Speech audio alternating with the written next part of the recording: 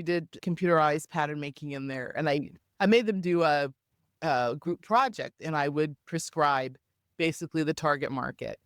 And, and I would, try to have some diversity within that and, nowhere near what you have. But I remember one group had 40-year-old pregnant women, and they thought that I was a demon.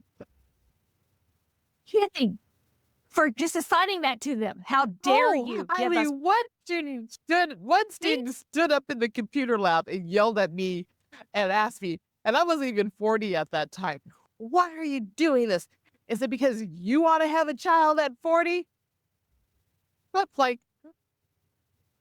no well, questions. I'm not Because even they're 40 yet. I know I'm over 25, so you think that I'm like 80 years old now. And I was like, wow, you just really stood up and yelled at me.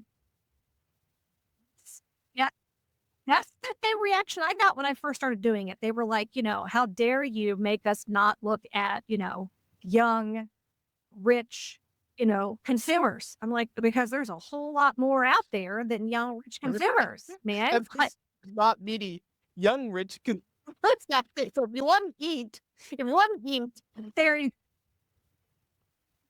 they think they're gonna make yeah. Well, $400,000 a year. but I think the key for you too is like you said that you threaded it, thread. Yeah, I can't even say it. You thread. You put the needle in the thread all the way. love it.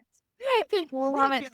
early on, in their academic program, and so that was key. I was throwing it at them, in a one project at the 300 level, and some of them threw it right back at me.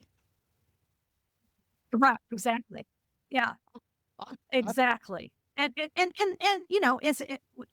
in the beginning, it's not what they're used to as design and product No, development students. They're not used to thinking out of the traditional, even just women's wear. Like to even get them to think about men's wear, children's wear is stretching it sometimes.